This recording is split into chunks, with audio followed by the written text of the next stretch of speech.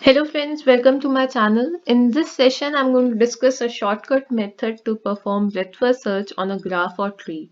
And this you specifically need when you are attempting questions for GATE or UGC NET or other competitive exams, in which the important thing is how many questions you can solve in a small amount of time. Okay, so you really need to solve the questions correctly and in the quickest manner possible. So for that, today I'm going to discuss a very simple method to perform the breadth-first search. So let's see. So we have an example. This example I've solved with the with the subjective method using a queue in my previous video, whose link is uh, placed in the description box below. So, but in this session, we are going to solve it using the shortcut method. So, what is the shortcut method? It basically has the same logic that whenever you're traversing the graph or tree, whenever you're processing the nodes, you process them level by level. Now, when I say level by level, what do I mean?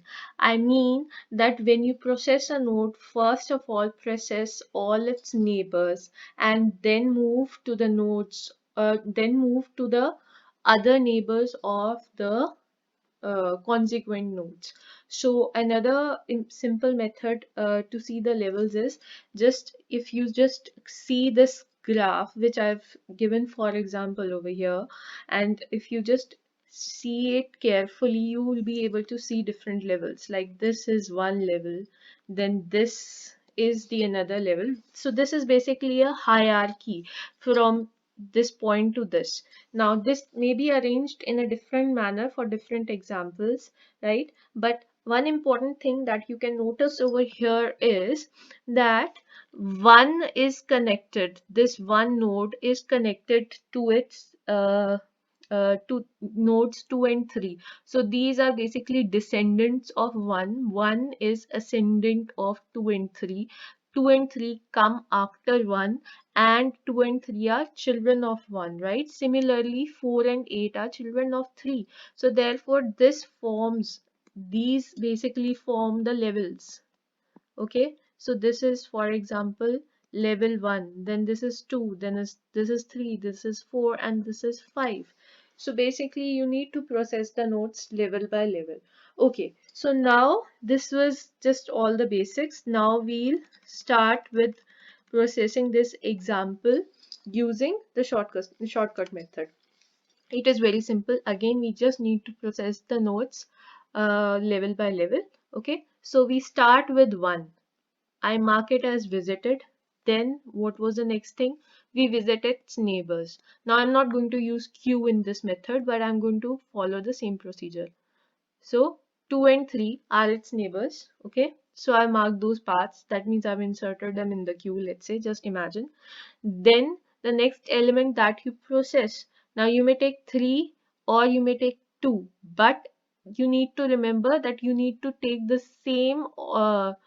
same order. What should I say?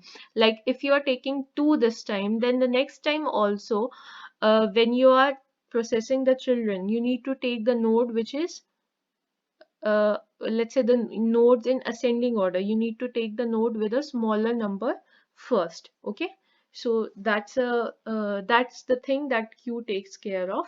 Okay, so now let's say I process 2 first. Then which is the node I should process? I should go level by level. So also 1 has its second neighbor, which is 3. So I should process 3. Okay. Now next we would have processed the elements which are connected to 2.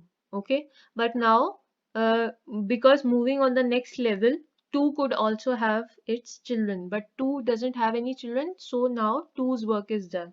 But if, let's suppose, 2 had some children, let's say 2 had 10 over here, okay, then I would have processed 10 first and then move to the children's of 3.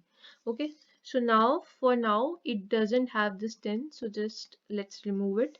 And now next, where should I go? I should go to the children of 3, which is 4 and 8. So next, which is the node that I would process? I would process 4, and then I would also mark 8 as visited. Okay, so I'll also keep on writing the order in which I'm processing it. 1, 2, 3, 4, 8, and then what would I do? I'll now move to the children of 4. Okay, so 4 has 3 children, 5, 6, and 7. So 4 has 3 children, 5, 6, and 7. I'll mark them all visited like this. Okay, and I'll write them over here. 5, 6, 7. And after that, I'll go to children of 8, which is only 9 now. Okay, so I'll write 9 over here. So this is one of the possible breadth first search orders. Why I'm saying one of the possible? Because there might be multiple orders possible. But if you see the tree over here, which is the tree? Because in when we consider the tree, the order, specific orders in which we insert the nodes into the queue and how we process them, that doesn't matter. But yes, sometimes there does exist different BFS trees also, because in the order in which you process the trees, like you can see over here, there are two edges, right? If I would have processed 8 node first, this 7 would have been its child, but then I would also have to process 3 first before 2. So since I processed 2 first, therefore using the same procedure, I processed 4 before 8, and similarly I processed 5 before 7. Okay, so are you getting my point? So this is the BFS traversal. I'll also draw its corresponding tree over here. So we have 1, then we have 3, then we have 2, then we have 3 connected to 4 and 8, then we have 4 connected to 5, 6, 7, we have 8 connected to, I think I just switched the branches, so I'll just rectify it. I swapped the branches, so 8 is on left side of 3, then comes 9, then on right side of 3 is 4, we have 7, 6, and then 5. Okay, yeah, so this is the BFS tree for this question. Okay, so now very important thing is we also should practice GATE questions one by one as GATE exam is coming.